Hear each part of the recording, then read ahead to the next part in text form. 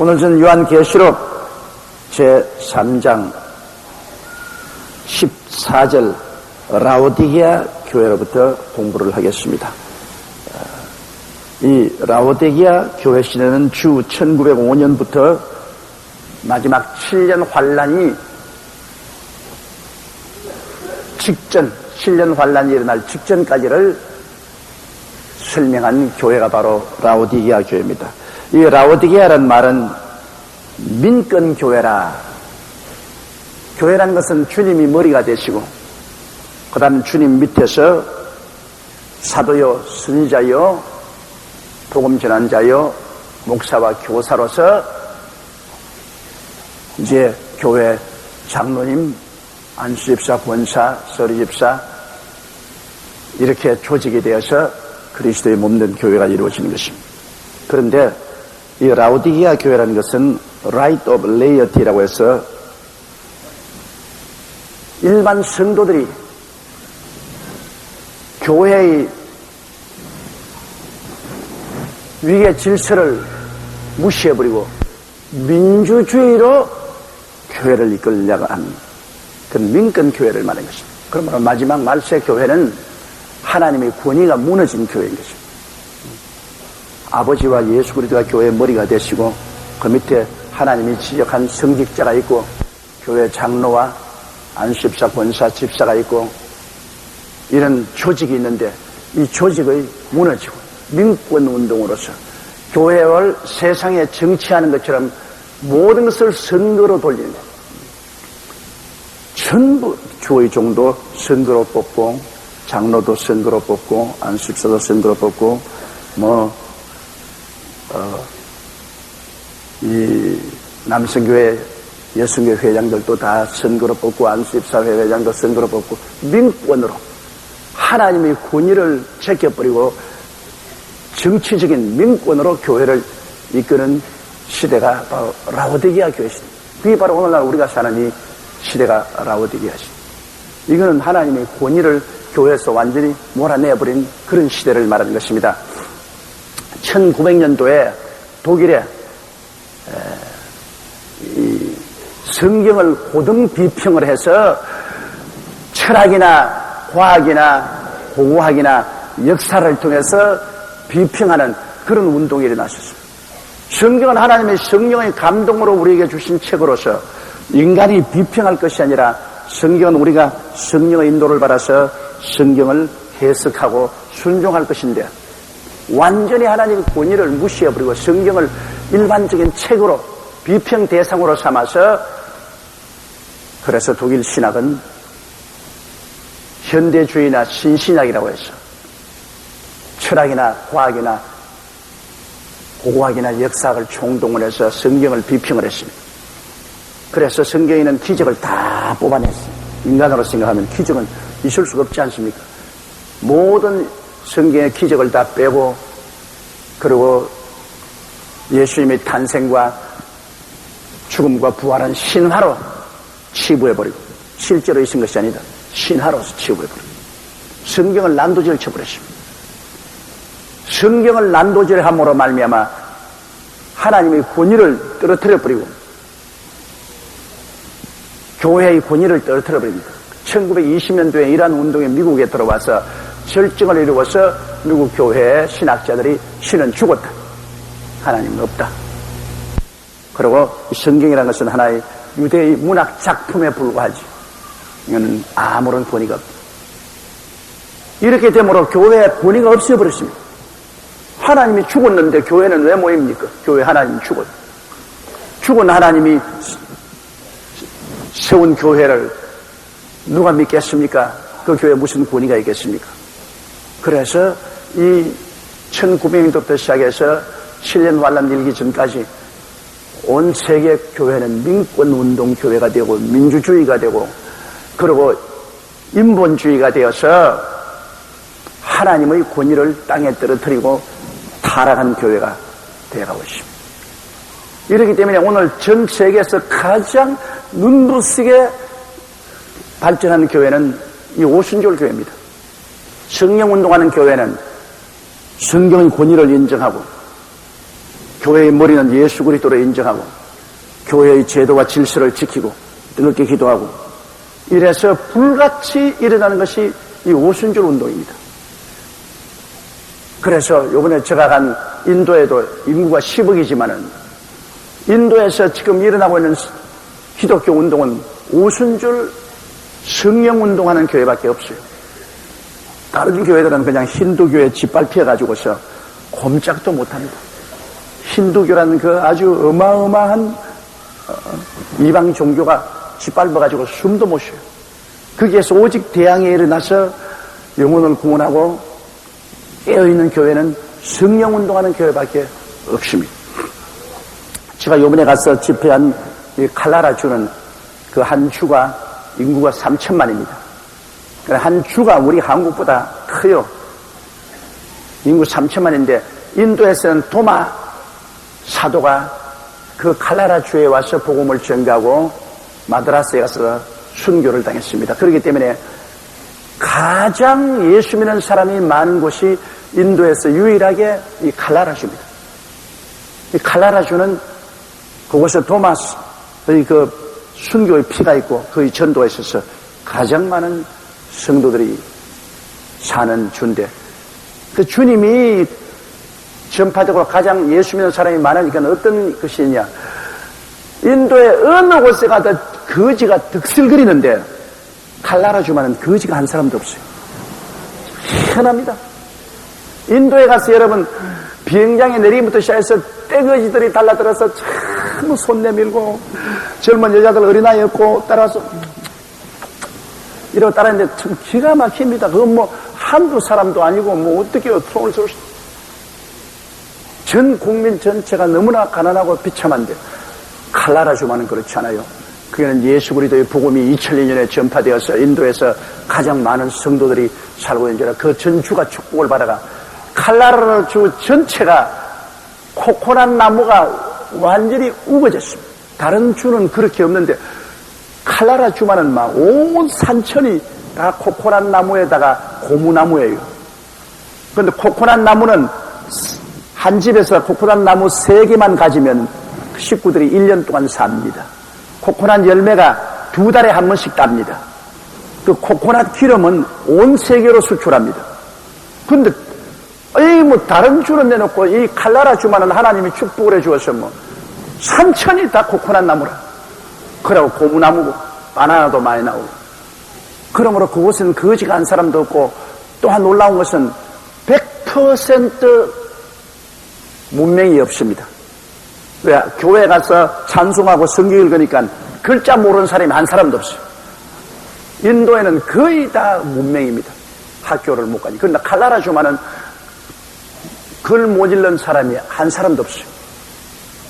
이래서 영혼이 잘 되니까 범사에 잘 되어서 자연도 축복을 받고 사람들 중에 거지가 한 사람도 없고 다 영양 상태가 좋고 건강하고 그래요.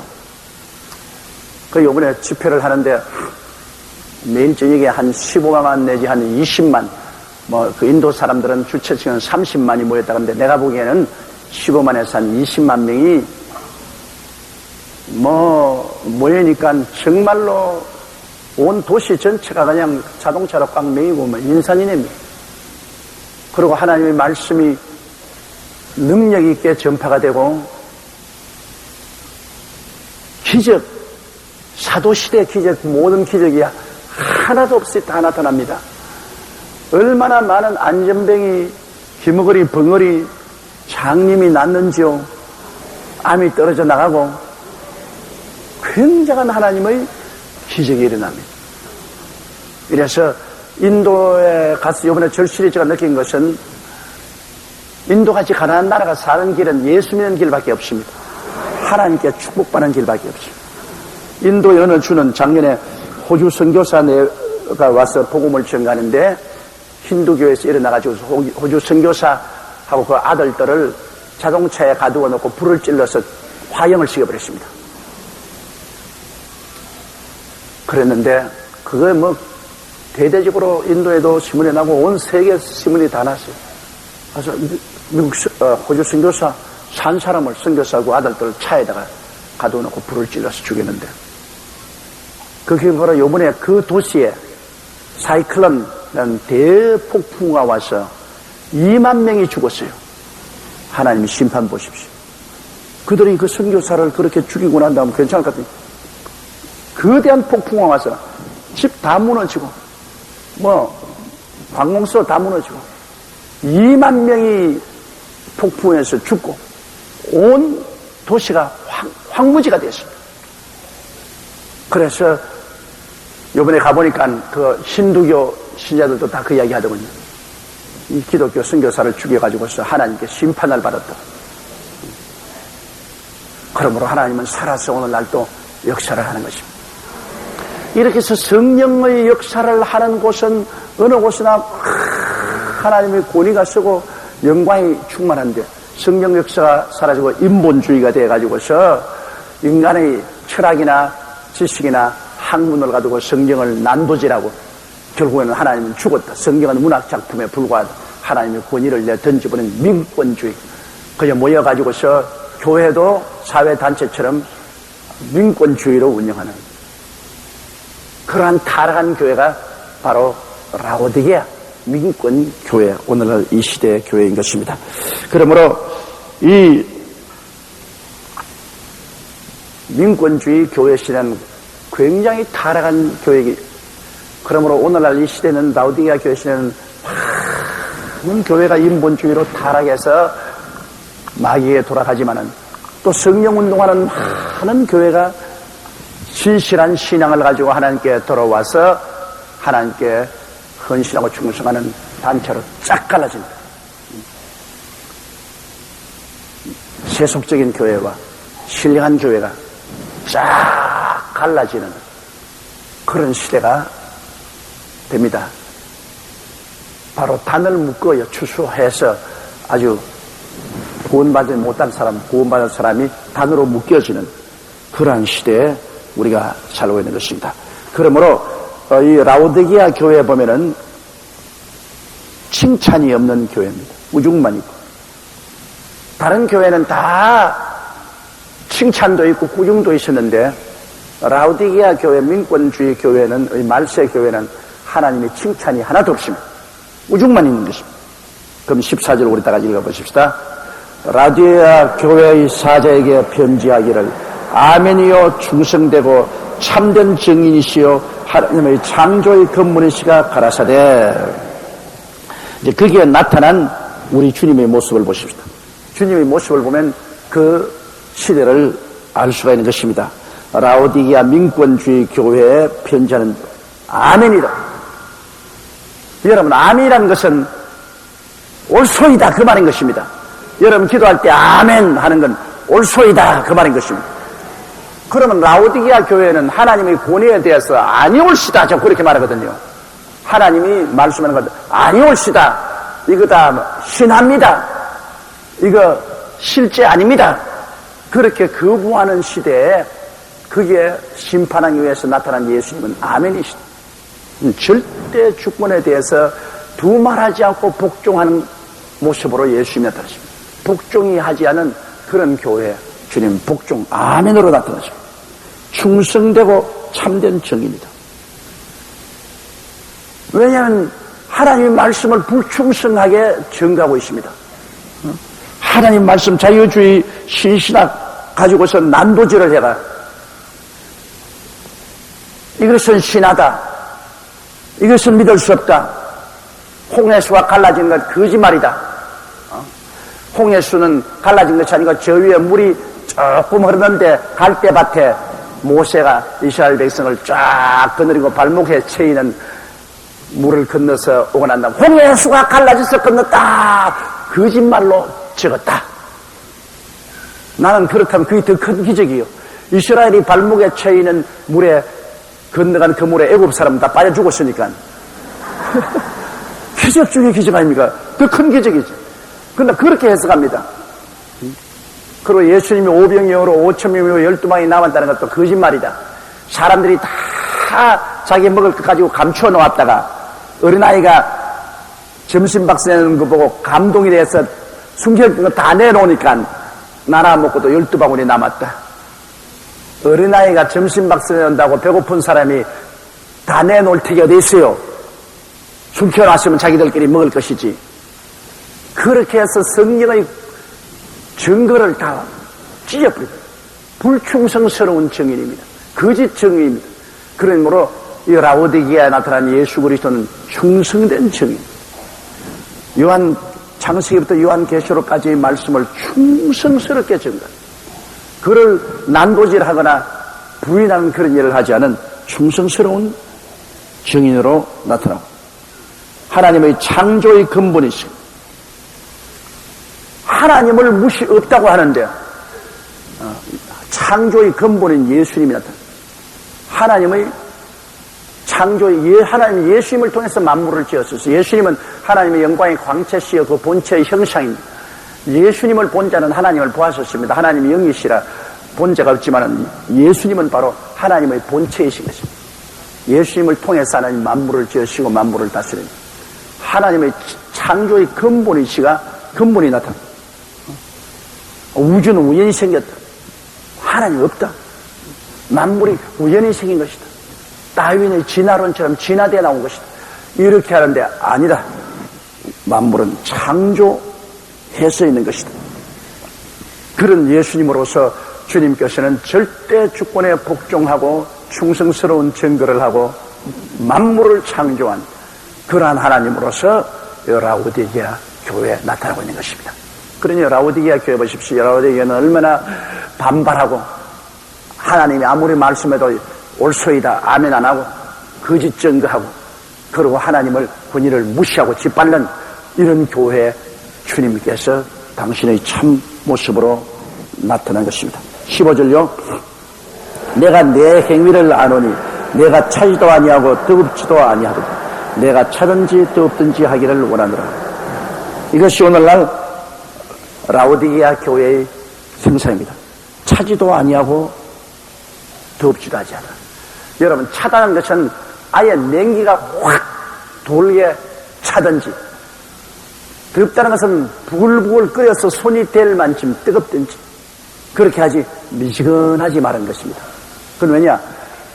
우리 신앙생활에 여러분, 제가 42년째 올해 복음을 전하고 있는데요, 제일 쉽게 거꾸러져서 주님께 돌아오는 사람은 반대를 많이 한 사람인 것입니다. 예수를 믿지 말고 내 주먹을 믿으라 그러고 신방하는데 집에 막 밖에 문간에 나와서 고함을 치고 나가라 그러고 이렇게 적극적으로 반대하던 사람은 쉽게 거꾸러집니다. 그 사람은 쉽게 거꾸러서 나중에 또 예수를 믿고 들어왔어도 적극적으로 믿어요. 그러나 이 미지근한 사람은요, 사람 좋은 사람입니다. 교회 갑시다. 가야지요. 믿읍시다. 믿어야지요. 우리 아내는 교회 다 나갑니다. 애들도 다 나가라 그럽니다. 믿는 것은 좋지요. 땡기면 늘어지고 놓으면 오그라지고 땡기면 늘어지고. 이 미지근한 사람은 정말로 손댈 수가 없습니다. 또 미지근한 사람은 교회 예배도 참석해요. 예배도 참석하지만은 그러나 설교도 다 윤리적으로 도덕적으로 좋은 말이죠. 깨어지고 회개하는 운동이 없습니다. 교회 워낙 하나님께 11조 드리고 헌신하고 충성 봉사하는 일도 없습니다. 그저 형식적으로 왔다가 앉아서 꾸벅꾸벅 졸다가 가요. 그 다음 또 주일날이 되면 안 오는 거 아닙니다. 와서 또 꾸벅꾸벅 졸다가 또 가요. 그리고 교회에 대해서 관심이 없어요. 그냥 형식적으로 습관적으로 교회 나오지. 말씀을 듣고 기도도 안 해요. 다 통성기도할 때 번쩍 가만히 있어요. 기도 안 해요. 찬송할 때도 따라하고 싶으면 하고 따라하기 싫으면 가만히 있고, 다른 사람 다 손바닥 치는데 자기는 혼자 이러라고요.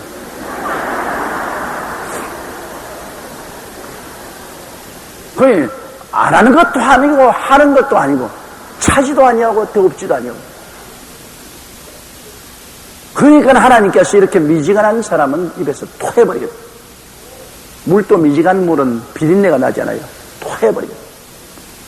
차라리 차면 하나님께서 기사와 이적을 나타내서 깨뜨려서 거꾸로 지은 거예요. 그렇지 않으면 뜨거운 사람은 물론 뜨겁고 열렬하게 잘못하기가 좋죠. 그러나 희미한 미징한 사람은 이거는 반대도 아니하고 그렇다고 적극적으로 나오지도 아니하고 손쓸 수가 없습니다.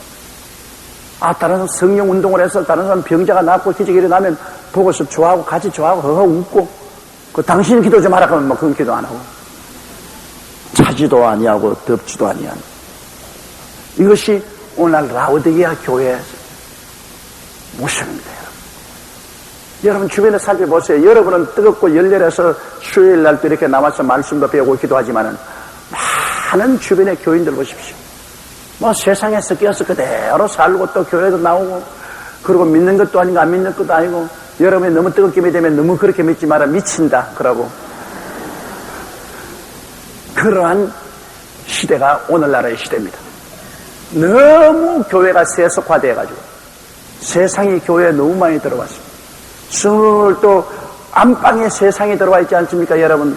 요사이 텔레비가 세상을 향한 바보통 아닙니까? 온 세상을 집 안방에 갖다 뿌리는 것이 텔레비입니다. 그리고 젊은 세대는 인터넷을 통해서 온 세속과 음란하고 방탕함까지 다 들여다보고 있습니다. 그러니 옛날에는 이 우리 가정과 세상은 대문으로서 서로 분리되어 있었는데 이젠 전파를 통해서 안방까지 들어와 있습니다. 누구든지 집에 가면은 옛날에는 성경도 좀 보고 찬송도 봤는데 요새는 시간만 있으면 텔레비에 들어놓고 2시간에 세상이고 있다 올리고 세상이 들어온 대로 다 받아들여요. 그러니까 온 세속이 모든 사람 속에 다 들어와 가지고서 그만 신앙을 다 꺼버렸습니다. 뜨거운 신앙이 세속에 파묻혀 가지고서 다 사라지고 그렇다고 해서 이제는 가족적으로 교회를 나오는 건 안 나올 수는 없고 교회 나가도 가슴 속에 세상이 가득 차 있으니 큰일 아닙니까? 오늘날 문명이 그렇게 만들고 있습니다. 이제는 한 가정과 이 세상과의 분리된 경계선이 없습니다. 세상이 가정이요 가정이 세상이요 출렁이고 있기 때문에 이거 도저히 경계로 막을 도리가 없어요. 너무너무 세속이 사람들의 마음을 점령을 했습니다. 이것이 문제입니다. 이런 것이 성도들 하여금 성경 읽고 기도하는 시간을 빼앗아가 버리고 그리고 차지도 아니고 덥지 않은 미징한 신자로 남아있고 많은 것입니다.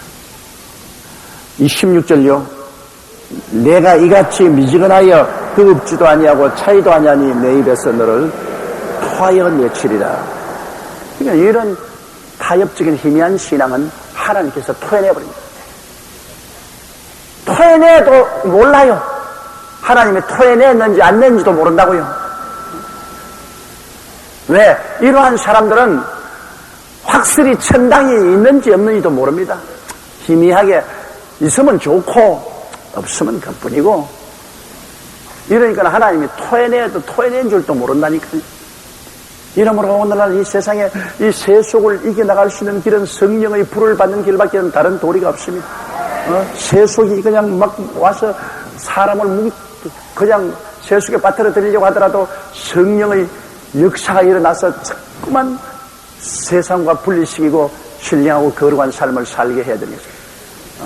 앞으로 마귀가 와서 그냥 소방호수를 대놓고 가슴에다가 물을 확 뿌려도 또 뒤에는 성령이 기름 탕크에다가 호수를 꼽아놓고 기름을 막 부어줘야 됩니다.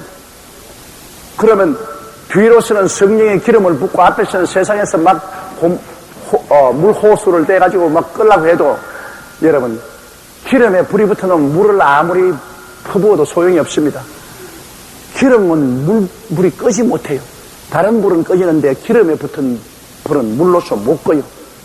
세속에 아무리 들어와도 성령의 불은 못 끕니다. 다른 불은 다 꺼져도 성령의 불은 못 꺼요. 그렇기 때문에 이 마지막 때는 성령 받아야 되고 성령님과 동행해야 우리 신앙이 유지되는 것입니다. 성령 안 하고는 인간의 열심을 부른 세수고의 물이 다 떠버리고 맙니다. 그러므로 우리는 항상 성령님을 인정하고 환영하고 모시드리고 의지하며 성령 받기 위해서 우리는 기도를 해야 되는 것입니다. 늘 성령으로 충만하게 해달라고 늘 기도해야 되는 것입니다. 그래야 하나님께 토해냄을 받지 않습니다. 자, 17절요. 내가 말하기를 나는 부자라 부유하여 부족한 것이 없다 하나 내 곤고한 것과 가련한 것과 가난한 것과 눈먼 것과 벌거벗은 것을 알지 못하는도다. 우리 대한민국도 여러분 우리 어릴 때하고 지금하고 비교하면 엄청나게 잘 사는 겁니다. 뭐 우리 어릴 때하고 지금하고 도저히 비교가 안 되죠. 우리 어릴 때 언제 여러분 고무신 하나 신어봤나요? 집신 조리 삼아 신고 집신 신고 학교 다녔지. 어디에 오늘같이 이런 멋진 신발 신어요. 여기 오신 여러분 추우니까 전부 다 오늘 두꺼운 옷을 입고 오셨는데 옛날에 어떻게 그런 두꺼운 우리 어릴 때 오셨습니까? 무명 옷으로서 단불로 해 입은 것밖에 더 있어요. 옛날에 오늘같이 맛있는 음식을 어떻게 먹습니까? 그저 콩보리밥에 된장국이면 그로서 충분하지.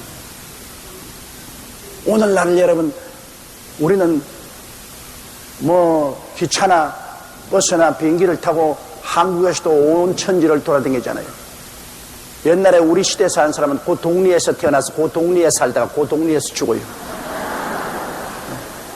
어디 가본 적이 없어. 사실 살았다 하나 산 것도 아니지.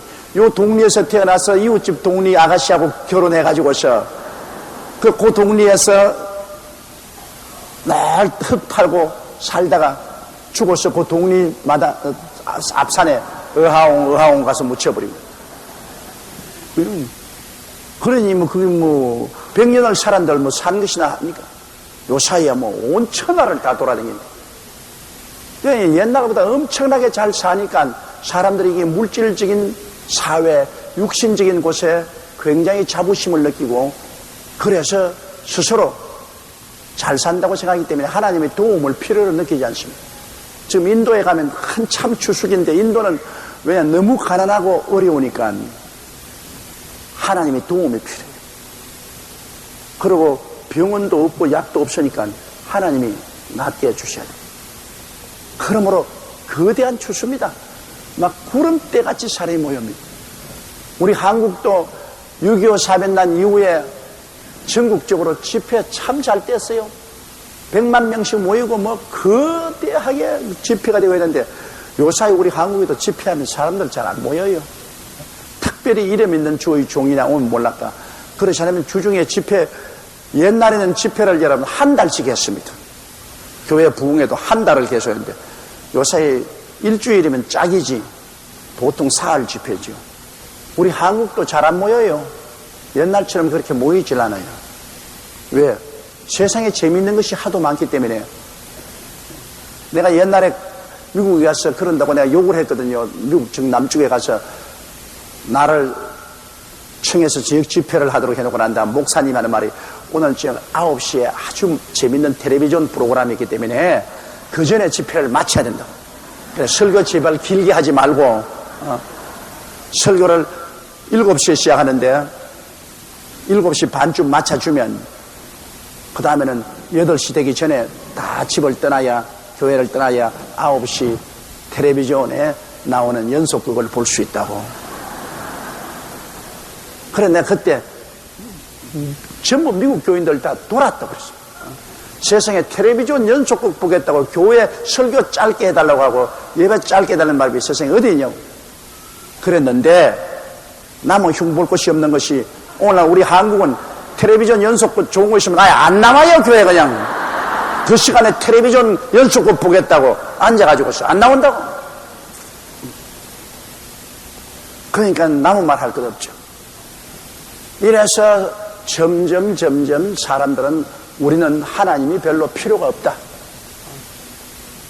직장에 나가서 돈 잘 벌으니까 우리 먹고 사는데 걱정 없고 아프면 약 사 먹고 병원에 가서 수술 받고 뭐 하나님께 기도하고 부르짖을 필요가 없고 문제가 생기면 변호사 사가지고서 재판받을 것이고 뭐 하나님께 해결해달라고 매달려 그러실 거냐. 점점 하나님께로부터 멀어집니다. 이래서 오늘날 이 라오디게아 시대는 내가 말하기를 나는 부자라 부유하여 부족한 것이 없다. 그건 육신적으로 하는 말이지. 그러나 영적으로 보면 내 곤고한 것. 참으로 영적으로 보면 공고합니다. 왜? 어디서 와서 왜 삶이 어디로 가는지도 모르고 수고하고 무거운 짐을 짊어지고 자기 혼자 발부둥을 치는 아주 공고한 인생입니다. 하나님을 알면은 주님께 모든 무거운 짐을 맡기고 주의 손을 잡고 갈 수 있는데, 이제는 자기가 부자야 부유한 것이 없고 하나님 도움이 필요 없다고 하니까 인생의 짐을 자기가 걸머쥐고 가니까 얼마나 공고합니까? 옛날 어느 시대보다도 가정 풍파가 많아요. 가장 옛날 어느 시대보다도 이혼율이 많고 부부간의 애정이 사라지고 자녀들의 10대 반항도 많고 가장 공고합니다. 요사이 가정이 공고하지 않은 가정이 어디 있습니까? 남편 문제 아니면 아내 문제 아니면 자식 문제로 주님 중심으로 설 때는 없었던 그런 것들이 들어와서 아주 가정생활도 공고하고 사회생활도 공고합니다. 어디 가도 노사 대립으로 싸우고 정치적으로 싸우고 전부 다 소화적인 자기들의 이권을 위해서 데모하고 공고하기가 짝이 없습니다. 주님이 성령이 임하시고 하나님 믿었으면 이런 공고한 것이 없을 것인데, 너희가 나는 부유하여 부족함이 없다 인본주의로 나가기 때문에 너는 정말로 공고하고 가련하다. 왜? 여러분, 예수를 믿고 구원을 받지 못하면 이 세상에 천년을 살아도 죽으면 지옥 가니 가련한 건 아닙니까? 사실은 점점 저는 나이를 먹으니 그런지 몰라도 사람들이 가련하게 보여요. 지위를 얻겠다, 명예를 얻겠다, 권세를 얻겠다, 돈을 벌겠다, 눈이 시뻘겋게 날뛰는데 그것 하나도 지고 가고 이고 가고 남을 것 없어. 그리고 인생이 뭡니까? 잠시 있다 사라지는 안개입니다. 언제 이 땅을 떠나갈지 몰라요. 우리는 그냥 순식간에 사라져서 떠나갈 사람들입니다. 그런데 이 세상에 있는 것 여기에 잡혀가지고서 이걸 구하고 이걸 얻으려고 몸부림치는 거 볼 때 가련하게 보여요. 진리를 깨닫지 않은 못한 사람은 모르지만 진리를 깨닫는 사람 보면 가련하게 보여요. 예수 믿고 구원받았으면 성공한 겁니다, 여러분. 어디서 와서 왜 삶이 어디로 가는지 알고 예수 믿고 구원받았으면 이미 성공한 사람이요. 그 성공한 사람이 그저 먹고 있고 마실 것만 있으면 만족하고 사는 게 참 좋습니다. 먹고 있고 마실 것만 있으면 내 생활만 되면 더 이상 욕심내지 말고 편안하게 사는 게 참 좋습니다. 욕심이 잉태한 적 죄를 낳습니다. 욕심이 들어오면 욕심을 이루려고 온갖 수단과 방법을 다 동원해서 부정직한 삐뚤어진 길로 가니 죄를 낳고, 죄가 장성하니까 그 다음에는 사망을 낳습니다. 근데 욕심 낼 거면서 라스포사 옷 안 입으면 어때? 동대문 남대문 시장에 가서 제품 입어도 아주 멋있다고요.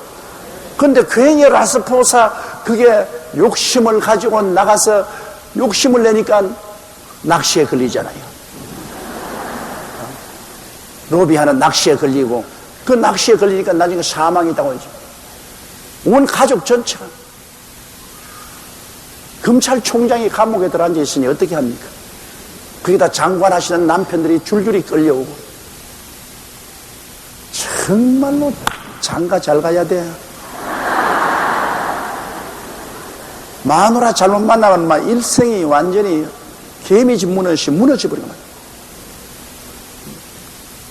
거예요. 그게 연루된 장관들 처가 다 나하고 굉장히 가까운 분들입니다. 굉장히 훌륭한 분이에요. 지금 감옥에 들어간 전 검찰총장도 굉장히 좋은 분입니다. 그분에게 제일 먼저 전도한 사람이 냅니다. 그 우리 교회에 나왔댔어요. 우리 교회에 나오다가 앉을 자리가 없다고 다른 데를 가버렸습니다. 와도 누가 자리를 안 주니까. 아주 훌륭한 분입니다. 내가 존경해요. 통일부 장관 한 분도 너무너무나 좋은 사람입니다. 그 외에 연루된 분들이 다 나하고 친한 분들로 같이 내가 예배도 하고 기도도 해드리고 친한 분들인데 어쩌다가 그만 저렇게 말년에 어렵게 됐느냐? 부인이 탐욕을 가졌기 때문에 그렇게 됐다. 아담도 마누라 때문에 박살 났지, 아담 그대로 내버렸으면 박살 안 났죠. 전학과는 하와가 따먹고 자꾸 먹으라 근데 안 따라 먹을 사람이 누가 있어요? 참말이지, 나도 30대 40대는 우리 마누라 무슨 말해도 내가 그 얘기 했지만 60이 되면 그 얘기 못해요. 어떻게 그 얘기 합니까? 한평생 같이 살아와서 늙었는데 이제 와서 그 얘기 했다가 마누라에게 쫓겨나가면 어딜 가요? 다 늙은 사람 어디 간다고 바라줄 사람 누가 있어요? 얻어먹지도 못한다고. 마누라에게 잘 보아야 나중에 마누라가 아들네 집, 딸네 집을 돌아다니면서 뭘 주워 와가지고서 이거 먹어라, 저거 먹어라, 먹여도 주고 하지. 그러니까 별 도리 없다고요. 그런다면 그런 분들 그 욕하면 안 돼요. 마누라 하자는데 안 따라갈 도리가 있나? 마누라 따라간 죄밖에 없어요. 그러므로 정말 신앙도 부인이 잘 믿어야 되고, 나라도 흥망성쇠가 부인에게 달렸습니다. 부인들이 딱 기강을 잡으면 뭐 남편들이 부인 시킨 대로 거의 다 따라가지요. 젊을 때 좀 큰 소리 했지, 그 다음에 지나면 큰 소리 할 사람은 없어요. 이러니까 아주 세상 끝 따라가는 사람은 나중에는 쫄딱 벗어버리고 가난하게 되는 것입니다. 죽음의 자리에서 뭐가 있습니까? 아주 가난하죠. 무슨 부유하고 부족한 것이 없다고 하면 무슨 그런 자리죠. 겉만 그렇지 속은 아주 쫄딱 가난이 들었습니다. 예수 믿고 의롭다함을 얻지 못한 사람은 가련하고 가난하고 눈이 멉니다. 왜? 눈이 예수도 못 보는데요. 육신의 일밖에 못 보고 영적 일을 전혀 못 보는데 그 눈, 그거 눈뜬 장님이지요. 하나님 아버지도 못 보고 예수님도 못 보고 천국도 지옥도 못 보는 그 눈은 완전히 육신의 눈. 그러므로 눈뜬 장님이죠. 벌거벗은 것을 알지 못합니다. 자기 사실은 옷을 다 화려하게 입었다 하나 영적으로 보면 벌거벗었어요. 왜? 아주 죄악투성이의 옷을 입고요. 영적으로는 의의 옷을 입어야지. 예수 그리스도 의의 옷을 입어야지. 아무리 세상 옷 잘 입어놔도 벌거벗어. 그건 아담과 하와가 실제 증명했지 않습니까? 하나님을 반영하는 다음에 영광이 있다니까 그들이 벌거벗은 그 무화과 나무 잎을 가지고 자꾸 앞치마를 입으니까 햇빛이 비추니까 아침에 무화과 나무 잎으로 앞치마 입으니까 점심 되더니 쪼글쪼글해져 버립니다. 또 벌거벗었어. 또 무화과 나무를 뜯어가 또 하니까 또 햇빛이 비추니 또 쪼글쪼글해져.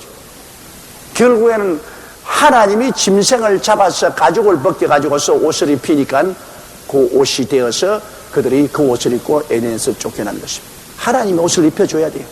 인간에 맞는 옷은 자기의 부끄러움을 감추지 못합니다. 인간이 아무리 화려한 옷을 입혀도 인격적으로 더러운 범죄를 한 인간의 그 인격을 누가 감춰줍니까? 오직 예수 그리스도의 십자가 보배로운 피가 그 죄를 씻고 의로운 옷으로 입혀주어서 인격적으로 부끄러움이 없게 만들어주는 것입니다. 이러므로 사람들은 인본주의가 돼서 나는 부자라 부유하여 부족한 것이 없다는 것은 전부 이것은 외형적인 것이고 물질적인 것이지, 영적으로는 가련하고 가난하고 눈이 멀고 벌거벗어 있는 것입니다. 이것이 오늘날 라오디게아 교회 오늘날 시대인 것입니다. 오늘 교회들도 그래요. 성도들도 뭐 옛날같이 뭐 철야기도 하고 새벽기도 하고 뭐 금식기도 하고 뭐 산기도 가서 부르짖고 그럴 거 뭐가 있냐. 이제는 그런 시대가 아니다. 나는 부유하여 부족한 것이 없는데 뭘 그러냐. 그러나 물질적으로 부유하고 부족함이 없다고 할수록 영적으로는 가난하게 되는 것입니다. 영적으로 가난해. 먼저 영혼이 잘 되고 범사가 잘 돼야지. 영혼을 제껴놓고 범사에 잘 되면 그건 저주입니다, 여러분. 부자가 천국에 들어가는 것은 약대가 바늘기로 들어가는 것보다 힘들다는 것은, 왜냐하면 예수 믿고 부자가 된 사람은 괜찮은데 믿지 않고 부자인 사람은 나는 물질이 많다, 나는 부유하고 부족함이 없는데 뭐 내가 교회 갈 필요가 됐으며 내가 주여 주여 부를 필요가 있냐, 그렇게 생각합니다. 사람은 그렇게 어리석습니다. 그러므로 돈이 생긴 사람은 약대가 바늘 귀로 못 들어가는 것처럼 천당에 못 가요.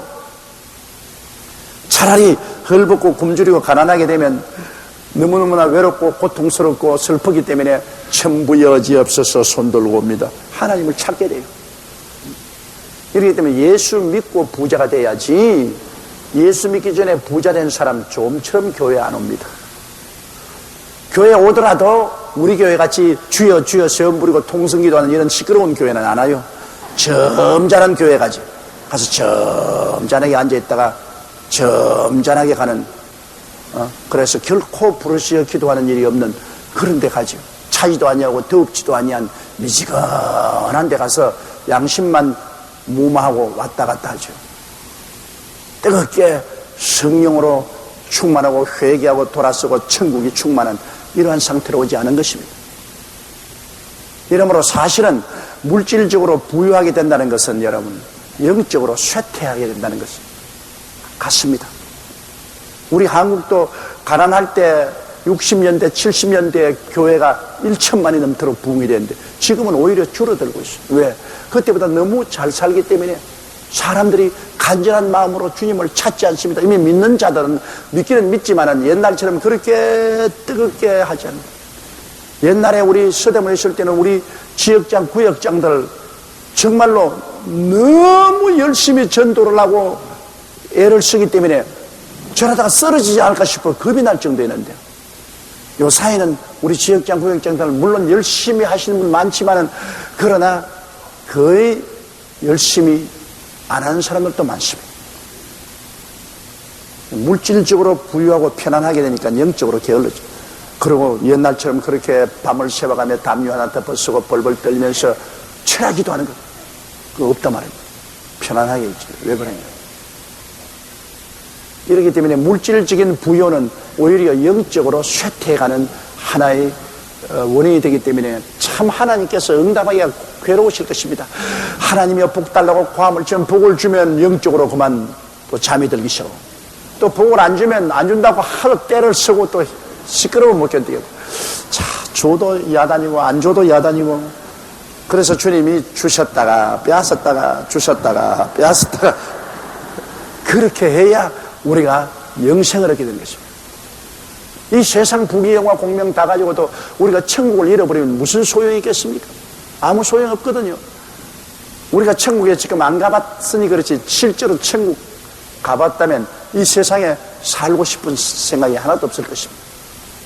이러므로 우리는 성령 받고 먼저 예수 믿고 성령 충만하고 그 다음에 물질도 얻고 그 다음에 세상의 영화도 얻어야 되는 것입니다. 성령 없이 세상의 부귀영화를 얻는다는 것은 저주가 되는 것입니다. 꼭 성령 모시고 난 다음 하나님을 중심으로 섬기고 복을 받아야죠. 성령 없이 받는 복은 저주가 되는 것입니다. 성령 있고 받는 복은 큰 축복이 되는 것입니다. 성령 있고 복을 받아야 돼요. 18절요. 내가 너를 구원하노니 내게서 불로 연단한 금을 사서 부요하게 하고 흰옷을 사서 입어 벌거벗은 수치를 보이지 않게 하고 안약을 사서 눈에 발라 보게 하라. 자, 주님이 구원하는 것은 뭐냐? 불로 연단한 금을 사서 부요케 하라. 여러분, 불로 연단한 금은 뭡니까? 예수님이 십자가에 못 박여 몸짓고 피를 흘리며 불로 연단한 금입니다. 금은 믿음을 말하는 것입니다. 주님을 믿는 믿음, 불로 연단한 믿음. 예수님이 믿음을 우리에게 선물로 주지 않습니다. 그러므로 내게 세상 금과 은과 보석은 다 사라지지만은 믿음은 영원히 가는 것입니다. 주님이 불로 연단해서 몸짓고 피를 흘려 죽음으로써 값주고 사주신 그 축복을 받아들이는 그 믿음, 이 믿음을 가지고 부요케 하라. 믿음이 부자인 것이 세상의 물질로 부자인 것보다 훨씬 낫습니다. 왜? 하나님 믿음이 있으면 부자 중에 부자인 하나님과 같이 사는 것이니까. 이게 진짜 부자죠. 믿음이 없이 세상 부자는 언제 날아갈지 모르죠. 그러므로 이 불로 연단한 금을 사서 부요케 하고 흰옷을 사서 입어 벌거벗은 수치를 보이. 흰옷은 의의 옷 아닙니까? 예수님이 보혈로서 우리 죄를 다 용서하시고 값주고 사신 의의 옷을 말하는 것입니다. 믿음으로 말미암아 의롭다함을 얻는다. 의롭다는 것은 여러분 죄를 한 번도 안 지은 상태를 의롭다고 하는 거예요. 이 흰옷에 점 하나라도 떨어지면 벌써 흰옷이 아니에요. 너무나 하나님이 주신 의로운 흰옷, 이것은 예수님이 보혈로 씻은 옷입니다. 죄를 한 번도 안 지은 상태가 의요, 하나님 앞에 설 때 조금도 부끄러움이 없는 상태가 의요, 마귀가 절대로 참수할 수 없는 그러한 상태가 의인데요, 그건 인간의 힘으로 안 되는 겁니다. 예수님의 보혈로 값을 주고 사서 주신 것이니 그 옷을 믿음으로 입고 벌거벗은 죄악의 벌거벗은 수치를 보이지 않게 하고 안약을 사서 눈에 발라 보게 하라. 눈에 안약을 사서 발라 보이는데 그 안약은 뭐냐? 성령의 안약인 것입니다.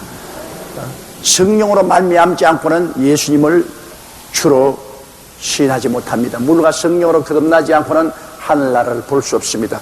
여러분, 성령이 오시면 영적 눈이 밝아져요. 그리고 말씀이 환하게 보입니다. 저는 42년 동안 주의 사업을 했지만은 성령이 충만하지 않을 때는요, 성경이 굉장히 멀어요. 그러나 성령이 충만해지면 말씀이 환하게 열리기 시작해요. 말씀이 그냥 환하게 내용이 들여다 보이는데, 그만 성령이 싹 충만함이 사라지면 말씀이 아득한 것이 그만 멀어집니다. 이러므로 성령을 우리가 충만히 받아서 성령의 안약을 바르면 하나님의 영적인 진리의 깊이가 우리 속에 깨달아지게 되는 것입니다. 자, 19절요. 물은 내가 사랑하는 자를 책망하여 징계하노니 그러므로 내가 열심을 내라 회개하라. 자, 이 마지막 때는 하나님께서 이제는 징계하는 때인 것입니다. 이제는 주님 오시기 가까워오는데, 주님 오시기 가까운 이 시점에 육신의 정욕, 안목의 정욕, 이 세상 자랑에 취해서 세상 줄에 묶여있으면 어떻게 했습니까? 이제 때려야 돼요. 우리 신앙이라는 것은 여러분, 말씀과 성령과 징계로서 자라는 것입니다. 우리 자식 키울 때도 그렇잖아요. 자식 키울 때도 교훈하고 가르치고 그 다음 매를 때려요. 요 사이 자식들의 종아리를 안 때리기 때문에 나중에 자식들이 커서 부모에게 크게 고통을 주는 것입니다. 때려서 키운 자식이 효도합니다. 때려서 키워야 돼요. 징계를 하나님께서 우리에게 교훈해 주시고 말씀해 주시고 은혜 주시고 그리고 또 때리시고, 그러므로 오늘날에는 하나님께서 심히 징계의 채찍을 드는 때가 왔습니다. 이제 지금 잠이 들면 큰일이거든. 이 잠에서 깨어나야지. 지금 잠들어 있으면 이 일을 어떻게 감당합니까? 이래서 주님은 잠에서 깨어나기 위해서 오늘날 말씀으로, 성령으로, 채찍으로 주님께서 역사하는 것입니다. 오늘날은 많은 성도들이 하나님께 매를 맞습니다. 세상으로 나가는 사람, 하나님이 사랑하는 사람은 채찍으로 때리며, 사랑 안 하는 사람, 하나님이 버린 사람은 네 마음대로 가라 내버려 놓죠. 그러나 하나님이 사랑하는 사람은 이제 모질게 때립니다. 아프게 때려요.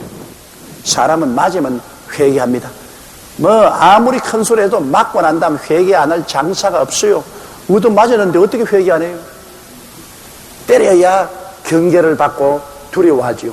안 맞으면 하나님을 두려워하지 않습니다. 그러므로 우리가 얻어맞는 것도 큰 축복인 것입니다.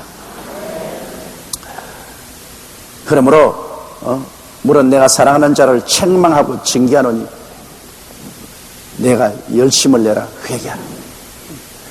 열심은 회개해야 열심이 생기죠. 우리가 회개 안 하면 여기에 죄악의 찢기가 온 마음에 깍 들어차서 열심이 안 나오죠. 그러나 우리가 회개해서 죄의 찢기를 다 제껴버리면 성령의 역사가 일어나서 열심히 나오죠. 열심히 해야 됩니다. 무엇이 열심히 해야 돼요? 사람이 냉랭하거나 미지근하면 안 돼요. 부부간의 사랑도 열심히 해야지 냉랭하면 안 돼요. 여러분, 자매님 여러분께서 남편들 사랑할 때 열심히 사랑하세요. 아주 다정하게 말하고 따뜻하게 말하고 환영을 하세요. 그러면 또 무뚝뚝한 남편도 아내가 열심히 사랑해주고 뜨겁게 환영해주고 남편을 그렇게 돌봐주면 그 무뚝뚝한 마음도 녹아져요. 와, 우리 마누라 제일이다. 그러니까 그저 법적으로 결혼해서 오래 살았으니까 뭐 왔는가 보다 안 왔으면 안 왔는가 보다 뭐 그렇게 사는 거지. 그건 정말 맛 없이 사는 거예요. 그렇게 살지 말고 세월이 흘러가도 곰팡이가 피지 않게 하세요. 마음만은 늘 뜨겁게. 남편 된 여러분도 아내를 뜨겁게 사랑하고 아내도 남편과 뜨겁게 사랑하고. 사람이라는 것은 서로 가차와져야 친해지는 것이기 때문에 하루에 꼭 두세 번 서로 안아주세요. 남편도 부인을 꼭 스킨십 안아서 땀을 한번 이렇게 비벼주고 아내도 남편 보고들랑 안고 덩그리 한번 쓰다듬어주고 그런 스킨십이 사람을 가깝게 만들어주는 것입니다. 그냥 뭐 왔다 갔다 할 바에 시장반에서도 뭐 왔다 갔다 하잖아요. 뭐 부부라고 할 거 뭐가 있으면 시장 트여 있는 것이지. 그러니까 우리가 무엇인지 뜨거워야 돼. 가정의 생활도 뜨겁게 하고 회개도 뜨겁게 하고 신앙도 뜨겁게 하고 열심히 있게 하고 인생을 뜨겁게 살다가 가야 돼. 희미하게 살다가 가지 말아야 돼. 20절요. 볼지어다 내가 문 밖에 서서 두드리니 누구든지 내 음성을 듣고 문을 열면 내가 그에게로 들어가 그로 더불어 먹고 나는 더불어. 유명한 그림에 보면 예수님께서 문 밖에 서서 두드리고 있는 그림이 있지요. 주 예수 대문 밖에 기다렸었으나 단단히 잠겨주니 못 들어가시네. 고리가 안에 있거든요. 문고리가 안에 있고 밖에 없기 때문에 밖에서는 놓고만 하지요. 열지를 못해요. 그건 무슨 말이냐? 여러분과 나의 마음에 다 의지가 있어가지고서 여러분과 나의 고집이 있어요. 우리 의지가 있어가지고서 주님이 역사하려도 우리가 마음을 열어주자 역사하는 것입니다. 우리가 마음문을 딱 닫아놓고 있으면 주님이 역사하려도 역사할 수 없어요. 주님께서 여러분에게 문을 두드리는데 언제든 주님 문 두드리는 소리 못 들었는데요. 설교가 바로 주님 문 두드리는 소리인 것입니다. 여러분이 교회 와서 하나님 말씀 듣지 않아요. 그 말씀이 마음에 부딪히는 것은 주님이 문 두드리는 것입니다. 그 주님이 똑똑 두드리면 문은 여러분이 열어야 돼요. 여러분이 회개하고 주여 오시옵소서. 주님이 너 성수주일 안 하지? 열심히 교회 와서 날 좀 만나지. 죄송해요. 내가 잘못했어요. 문 활짝 열고 이제부터는 주일날 꼭 교회 나오겠어요. 너 11조 늘 도둑질 해먹고 너 탐욕으로 살았지. 이제 내 몫을 내게 내놓으라. 그러면 아이고 내가 잘못했습니다. 그렇게 하지요. 용서해 주십시오. 너 내가 전도 좀 하라 근데 안 했지. 아유 잘못했습니다. 너 기도 좀 하라고 했는데 안 했지. 아유 정말 잘못했습니다. 주님께서 우리 마음문을 놓고 할 때 우리가 문고리는 안에 있으니까 우리가 열어놓아야 돼. 이번에 내가 인도에 가니까 하나님이 내 마음의 문을 두드리시더라고요. 그게 뭐냐면 네가 뭐라고 말했니? 이제 몇 년이면 나이 65이 되니까 서서히 주변 정리하고 정돈하고 좀 편안하게 살겠다 그랬지. 이 사람아 여기 봐라. 이렇게 많은 사람이 죽어가고 있는데 너는 사는 길을 알지 않냐? 이 많은 사람이 길을 잃고 방황하는데 너는 길을 알지 않느냐? 그런데 네가 어떻게 편안하게 지냈다고 그러냐?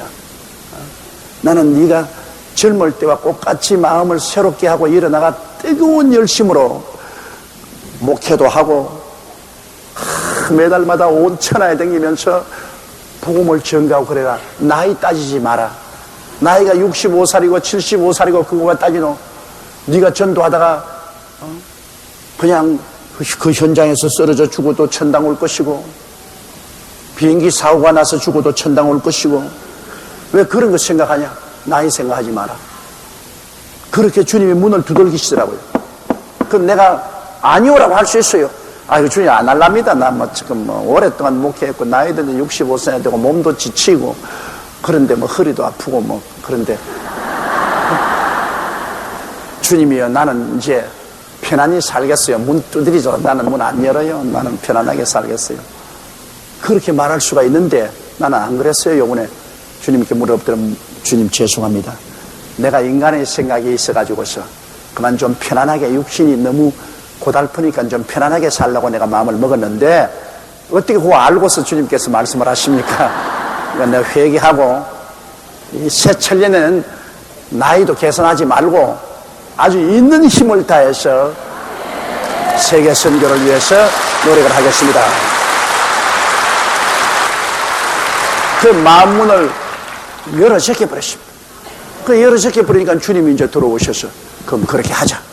이래서 새 천년도부터는 세계를 교구화 삼고 더 무지무지한 노력으로 선교하려고 그래요. 여러분 주일날 인도에서 가진 집회 비디오를 한번 보세요. 여러분 눈이 휘둥그러질 것입니다. 수많은 인산인의 그 많은 기사와 이적, 정말로 그리스도의 복음이 전파되면 그렇게 많은 사람들이 그 말씀을 듣고 구원을 받고 변화를 받고 치료받는 역사가 나타나는 것입니다. 그러니까 편안하게 있을 수가 없죠. 다 태어날 때부터 팔자로 일하도록 그렇게 만들어졌기 때문에 자기 팔자에 충실해야 돼요. 인생이란 자전거 타는 것입니다. 자기 운명에 맡긴 대로 자꾸 그 자전거 잡고 타고 있어야지 안 저으면 자빠진다. 그러니까 저는 열심히 복음 전도하고 돌아다녀야 건강하고 살지 앉으면 병든다고요. 이러므로 주님께서는 우리 보고 이제는 볼지어다 내가 문 밖에서 두드리는 각자의 그럽니다. 지역장에게, 구역장에게, 장로님, 권사님, 안수집사님, 평신도 자꾸 주님 문 두드립니다. 내가 너에게 문을 두드린다. 제발 마음문 열어다오. 나하고 같이 이제 일 좀 하자. 주님 오실 내가 올 날이 막 가까웠는데 같이 좀 일하자. 볼지어다 내가 문 밖에서 두드린다. 누구든지 그 문을 열면 누구든지 문을 열면 주님이 강제로 못 여니까요. 누구든지 문을 열면 내가 들어가 그에게로 들어가 그로 더불어 먹고 그는 나와 더불어 먹으라. 먹는다는 것은 여러분 같이 산다 그 말인 것입니다. 같이 밥을 먹고 사는 것 아닙니까? 그러므로 우리가 주님께서 우리 마음문 두들길 때 그에 따라서 마음문 열어놓으면 주님이 들어와서 사업도 가정도 생활도 전도도 주님이 같이 하겠다는 것입니다. 이러므로 주 예수 대문 밖에 두드릴 때 우리는 주의 음성을 들으면 곧장 마음문을 열고 주님 모셔드려서 주님과 함께 동거하는 그런 삶이 이루어지도록 노력하시기를 바랍니다. 자, 21절요. 이기는 그에게는 내가 내 보좌에 함께 앉게 하여 주기를 내가 이기고 아버지의 보좌에 함께 앉는 것 같이 하리라. 자, 이제는 갈 곳이 없습니다. 보좌밖에 없어요. 여러분 처음에 에베소 교회에서부터 시작해서 점점점 나와서 이제 라오디게아 교회 다음에는 올라갈 데가 보좌밖에 없어요. 그래서 이게 이제 라오디게아 교회 다음에는 보좌에 올라가는 이야기를 하고 있습니다. 다른 데 갈 데가 없어요. 이기는 그에게는 우리가 이 세상을 이기고 마귀를 이기고 육신의 모든 욕망을 이기고 하나님 중심으로 살고 성령 충만하고 믿음과 전도의 생활을 열심히 하는 그 이기는 삶을 사는 사람, 잠들지 말고 미지근하지 말고 뜨거운 열심을 가지고 이기고 사는 사람은 이제 갈 곳은 뭐냐? 내가 이기고 보좌에 앉은 것 같이 너희도 보좌에 함께 앉게 하여 주려고 말한 것입니다.